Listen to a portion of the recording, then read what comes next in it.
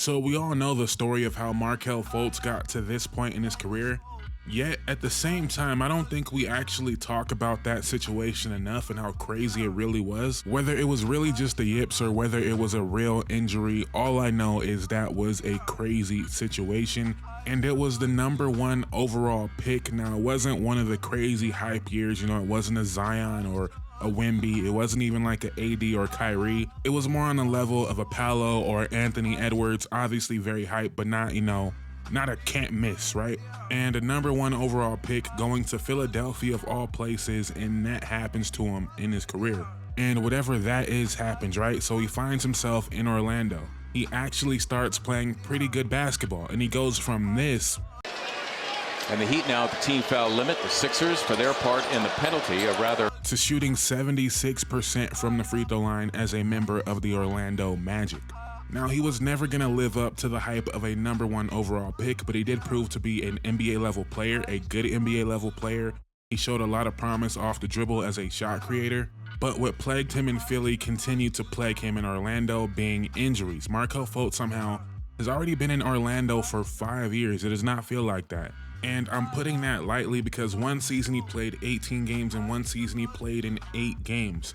The years he was actually able to stay healthy, he provided a lot of value as a two-way player in the NBA. But now we reached this point in his career where the former #1 overall pick is sitting here in September without a contract. Now, I doubt he has no offers, right? There's probably a terrible team out there that wants to give him a minimum.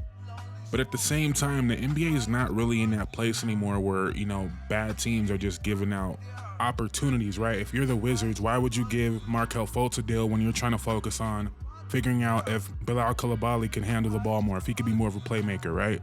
You're not going to bring in Fultz to disrupt that. If you're the Pistons, why would you do that when you're trying to develop Jaden Ivey, maybe Ron Holland? The league is just really too deep for that now. Guys get left behind. And even as a backup, most teams want a backup point guard that can actually shoot the ball. So I don't believe Markelle Fultz is done in the league. I don't feel like that at all, and I'll tell you guys why I don't feel like that in a second. But I do believe the idea of Markelle Fultz as this on-ball shot creator leading an offense has probably been dead for a while to most people, but it's absolutely dead right now, and that might even be dead as a backup point guard in the NBA. But I do believe Markelle Fultz can have another 5-6 years in the NBA if he reinvents his game a little bit. And one player to look to, in my opinion, is Shaun Livingston, a player that had a similar situation, yet a not similar situation at all.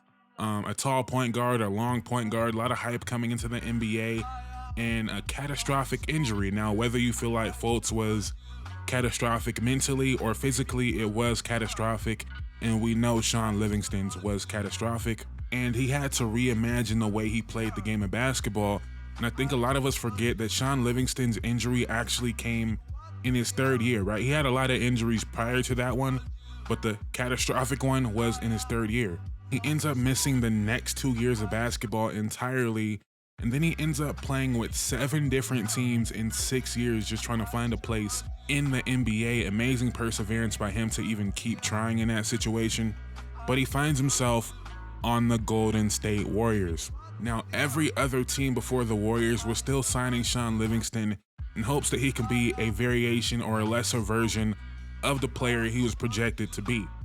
The Warriors had a different view for Shaun Livingston. They viewed him as more of a connector than creator. Now, I'm not saying, Shaun Livingston just didn't touch the ball at all. No, we've seen Shaun Livingston get into his bag, get into his mid-range bag for sure, but he was mainly there to move the ball, be a good passer, right, but not on ball as much, take the midi when it's there, and play great help defense, and just be a smart basketball player that can make the game easier for your actual stars.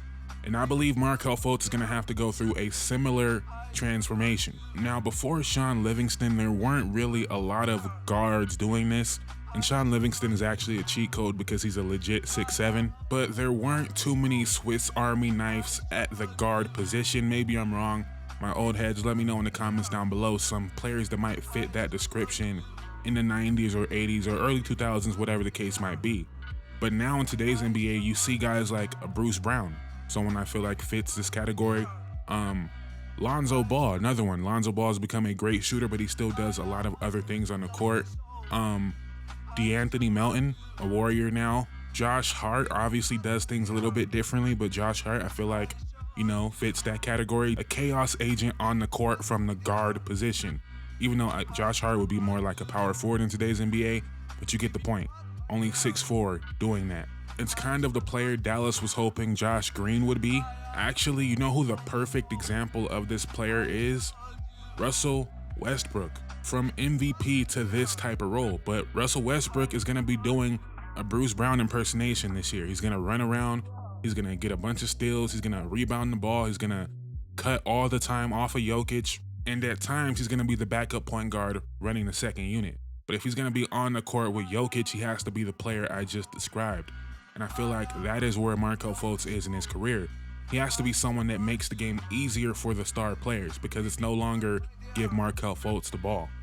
Now, what teams do I actually feel like could use a Markelle Fultz? I would say the Warriors, but they already have so many guards.